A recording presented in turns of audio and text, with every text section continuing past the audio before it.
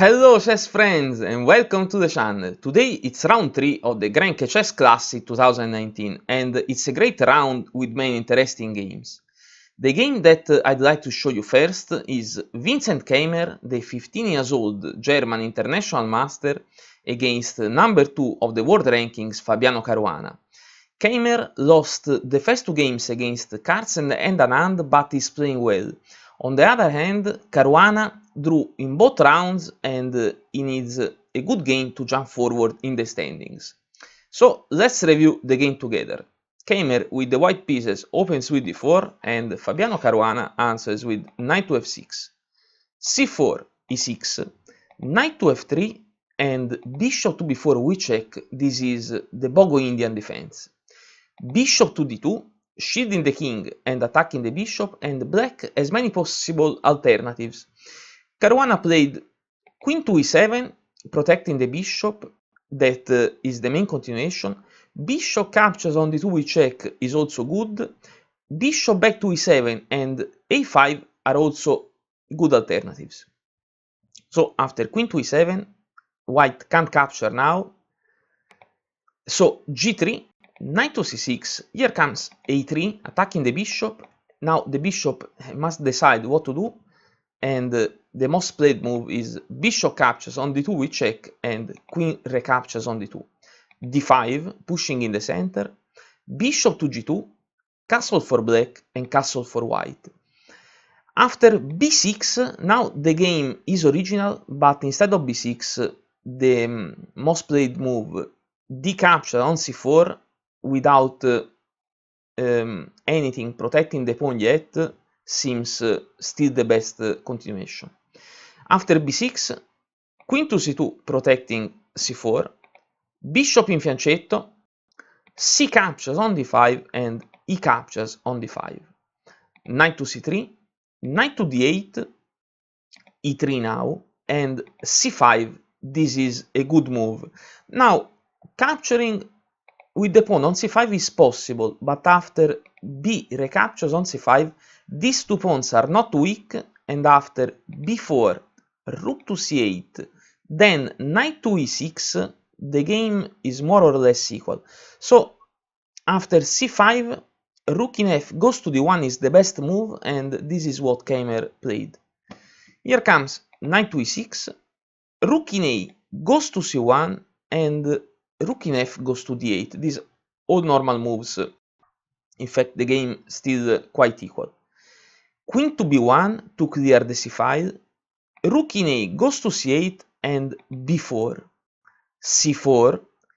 Knight jump to e5, and here a strange inaccuracy, g6. This is a move that I really don't understand. Keymer continues with h4, then Caruana plays knight to f8, but knight to f8 can be played even without playing g6.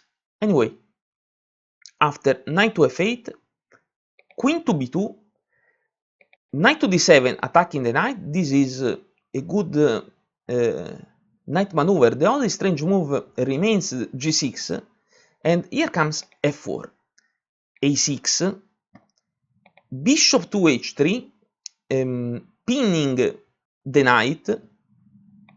Here comes b5, then g4, a good move, but that blocks the bishop action, and so Caruana replies with knight captures on e5, f recaptures on e5 attacking the knight jump to e4, knight captures, d captures supported by the bishop, and after g5, the game still equal and open to any result. So what to do now as black?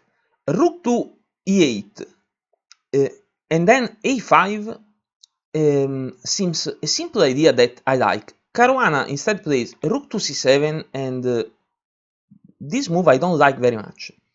Here comes rook to f1, bishop to d5, rook to f6, now rook to c6, and after queen to f2, Caruana wasn't able to create a plan on the queen side, and white now is a bit better.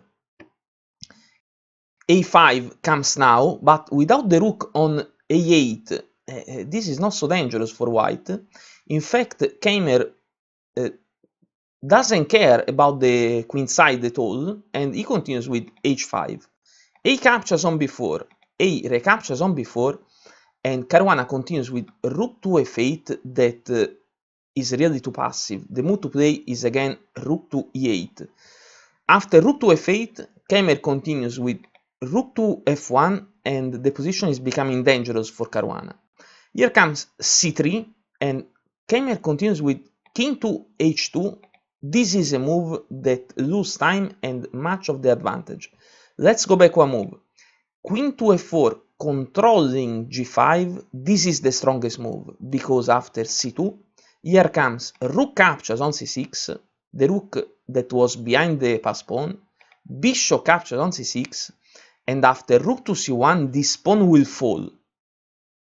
White already has a great advantage, even after g captures on h5, here comes rook captures on c2, attacking the bishop. The bishop will move to d5, keep protecting d5, but rook to c5 is really strong. White is surely winning. So king to h2, lose time and much of the advantage. Here comes rook to a8. This is probably not the most accurate move, but at least Caruana now has a plan. The plan is to play rook to a2, supported by the bishop, winning the queen. Instead of rook to a8, probably rook to c4 is the strongest move. In this position, Keymer continues with h captures on g6. This is a good move because rook to a2 doesn't work now, lose the game, because here comes g capture on f7 with check, and let's watch two possible continuation.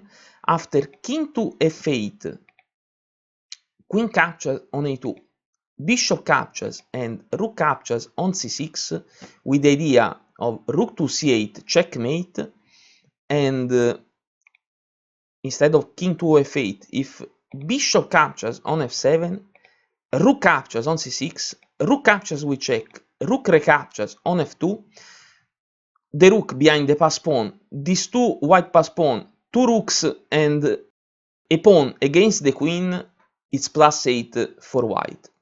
So let's go back to the game. We said h capture, not rook to a2, but in fact Caruana continues with h captures on g6. Now, the move that Keymer must play is king to g3, that will avoid rook to a2 because the queen can move away and will keep the attention. But instead of playing king to g3, Keymer continues with rook capture on c6, and this time this move really loses all of the advantage. Bishop recapture on c6, and after rook to c1 and queen captures on b4 protecting c3, Caruana is better now. Keymer continues with king to g3, and Caruana with queen to a3, a fine move to let the b pawn advance. With less than 1 minute on the clock, here comes the blunder. Keymer plays rook to h1, the move to play was rook to c2, and with only 4 minutes on the clock, after 2 minutes of thinking, Caruana finds the right idea. c2, and the queen can't capture the pawn because Caruana with his queen will capture on e3 with check. After c2, here comes e6, attacking with the help of the queen f7, bishop to e8, protecting f7, and queen to d2 with the idea to control a second time c1. But Caruana plays queen to d3. If Keymer changes the queen, then everything is lost. Probably a bit better than queen to d3 is b4 b3, but anyway, queen to d3 is a good move that wins the game. Here comes queen to f2 and rook to a3. The idea is to capture with the queen on e3, exchanging the queens. Keymer continues with king to f4, but here comes queen to d1, and of course, if the rook capture, the pawn will win the rook, promoting to queen, and without doing nothing, this pawn will promote at the next move. In this position, Keymer resigns because everything is lost.